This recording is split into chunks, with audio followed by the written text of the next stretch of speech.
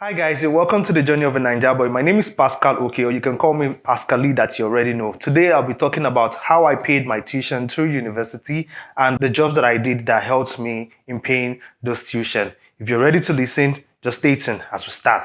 Boom. Oh, na, na, na. Oh, it's Pascal again. You're welcome back. Guys, so I know that this is the social media, and for a lot of content creators like me that speak about education and how to study abroad, I know some of us, we are always very hidden about how we lived our life. Sometimes we look so flashy and so fine. I'm looking good. I'm staying abroad. I just finished studying and all those things. But then, what are the struggles that I went through? How did I pay my tuition? I told you a lot of times that when I was coming, I probably did not have all of my tuition ready. But then I came here, I was able to finish my master's degree. It was a year and a half course, but then I finished. So how did I go through it? What was the thing that I did? I'm not sure if this video is going to be short or long, but then if you're ready to listen, just stay tuned. So the first thing, when I was coming to Canada, I had like enough to cover like a semester or 2 semester tuition with me, and I know that it was going to be a long haul for me. I was given a research program to come and study, meaning that it was going to be like a full 2 years of full study and everything. I was going to do winter, summer, and fall too as well. But then I knew that I'm not sure if I would be able to afford it, even though I've spoken about how to get scholarship and all that, and I had funding from my supervisor, which was just like a 5,000 Canadian dollar to cover for my fall semester and also my winter semester. But then I know that this was not going to be enough. So I'm going to start by saying that when I got here, I had an opportunity to actually make money from Nigeria because I was working as a software engineer. I think I probably like over negotiated the deal that I had with my previous company. But then it was nothing to regret because at the point, I just feel like maybe it was not meant to be. So when I started, I got here like a month before school resumed. So I was like, I don't want to be idle. What can I do and everything? So I was always looking for jobs. I was like, oh, everybody said that there's always job to do when you come to Canada. So I was not sitting down. Even though I was walking around, I was always going through school because it was in the summer. The school was like a little bit empty. So there was nothing to do in the school. But then I keep moving through school to see if there are jobs openings, if there are any other things within the university. Then I had someone that I knew before coming to Canada who helped me really in getting one of the major jobs that I did in Canada. But the first job that I got was at the school cafeteria. I won't tell you the details, but a lot of us worked there, but it was a good place to start anyway because sometimes I had the opportunity to eat and all those things. But then the major job that I did in school, I was with the Faculty of Kinesiology. So this department, this faculty was in charge of the gym facility, the event centers, the gaming and sporting centers. We have the hockey game and everything. So there are jobs that range from being selling tickets to people that came to watch basketball, to people that there to watch hockey games, to ushering, and sometimes to setting up events for sporting events for basketball, move things around and all those things. That was one of my biggest job in school. And believe me, sometimes it was really difficult to keep up because I know that I needed the money, and I should tell you that if you really want to study and you're determined to study, you know that sometimes you will go to any length to fulfill whatever plan you have in front of you. And this was like my one way of going through school. So I know that I needed to do this job. And I'll tell you that there are some times that I actually I worked the hell out of myself, and sometimes there was one day that was in house. I had like a job to do, and even though it was not like a scheduled job, but then I had already committed that I was going to go and do it. But then I slept off, and to wake up, it was really, really difficult for me. I had to go to my neighbor and ask for, they call it medicine, yes. I asked for paracetamol, and I took it and I was able to relax a little bit. But then, believe me, if you're ready to do it, you can do it. I believe you can do anything. I also have jobs that really helped me, and because coming from Nigeria, the part of the country that we or the part of the world that we come from, we're not used to collecting loans and piling up tuition loans, and I was not even sure if I could actually apply for loans when I came to Canada. So that was not even in the books for me. So I was not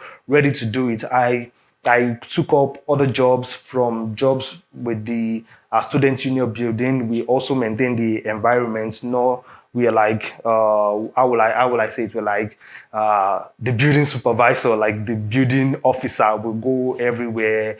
We see that everything is in order. People are seated because students coming into the student union building to read, sometimes to chill, to there are clubs in there too as well. So that was one of my jobs that paid me. And I would tell you that the minimum wage here is like $11.50 per hour. So believe me, it's unlike wherever you're coming from.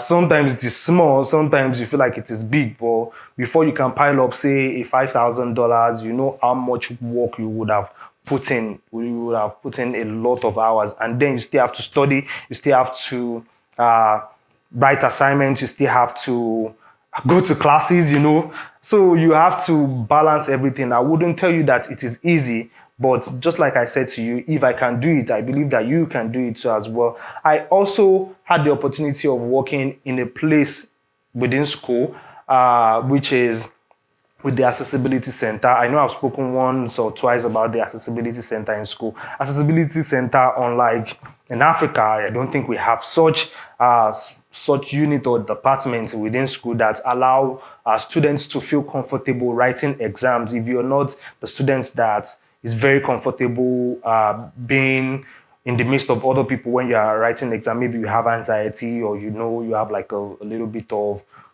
upset when you're doing your exam, you have the opportunity to apply with the Accessibility Center, and you just get a cubicle to yourself and able to write the exam. So what I did there was do invigilation. So I helped out at that place and also made money. I think that was like the highest paying job that I had within school. I know some of my friends too were able to work outside the school. And believe me, if you work outside the school, I think you have like 10 to 20 hours that you can do maximum outside the school. But if you're working inside the school, you probably be able to do more than that inside the school, which I was able to do. I didn't get any job outside the school. I tried to get jobs outside the school, but believe me, the ones that I got inside school was enough for me to take care of my tuition. And this is what I did. I think I should tell you that. So when I told you that I had tuition for, say, a semester or two of my study. I also told you, some of you that have watched my previous video, I also told you that I had to change from research-based to course-based because it was shorter and it allowed me to finish quicker. So what I did was that in my first semester of school, I worked the hell out of myself. I was able to save enough money to pay for my second semester of school. The first semester I paid with what I had with me, and also with the fund that I was given by my supervisor then.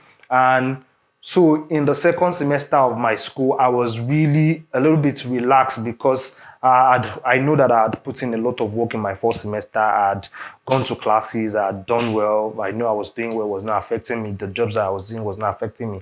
But then I knew that I had to make money because I'm this kind of person that if I'm not sure of how I'm going to leave tomorrow, I'll probably just be freaking out today. That is the kind of person that I am. I'll keep freaking out until I'm sure of how tomorrow is. I don't know how to borrow money from people. If I don't know where I'm going to give you money back, I don't think I want to ask you to lend me any money. So that is the kind of person that I am. So what I could do was work and work and work until I'm able to pay my tuition. And this allowed me to pay my following tuition. So when I switched to course-based, I was able to go for internship or co-op, like they call it here. So co-op is like the time that you leave school and you're able to, school attach you to probably like an organization or a company somewhere that you can learn and also get a little bit of fun. So in my third, the one that is meant to be the third semester, I think it was in the summer. So I went for co-op, I learned, and I also made money. So when I made enough money to come back to school for my third and my final semester, I came back. I had enough money to cover for that. So it's been a quick story though, but believe me, it has not been an easy thing to go through. But then I thank God I was able to go through it. I really didn't get support from people, but then I need to shout out some of my friends that were really helpful to me. I need to shout out the person that I was calling every time before I even got to Canada, because I was so paranoid. I was just calling. I wanted to know about Canada. What will I do and all that. His name is Henry. If you're watching this video, thank you very much. I would like to shout out one of my big friends too from school, from my university in Nigeria. Her name is Tola. She was the one that welcomed me. She gave me my like my first food when I came in. She cooked me like some rice. I ate for like 2 days when I got here. So sometimes you need people to help you and settle you down. And I thank one big person too. I have a friend in the US, Josie. Josiah was actually very good to me. He paid my rent like 1 month's rent or so. So I think I had good friends too as well. So, but then if you're willing to come to Canada, or you're ready to come to Canada and you're worried about tuition and everything, I know that in the world that we have today, coronavirus has shook the world a little bit. So things are not in the same way that they had before. But I promise you that you can still find job if you're relentless and you're ready to work and you know why you're here. You'll be able to fund your tuition. You'll be able to fund your schooling by yourself. You'll be able to pay your tuition by yourself. And these are the ways and these are the jobs that I did. And I hope I've been able to help you. If you feel like this video helped you, do not go without subscribing to my channel. Like my video, share with your friends too. I don't mind you sharing with your friends. If you have any question, comment in the comment section, and I'm going to leave my email address just in case you need help or you need to talk to me about one thing or the other. So till next time that I meet you again, I still remain your host, Pascal, aka Pascali, that you already know. Take care of yourself. Bye.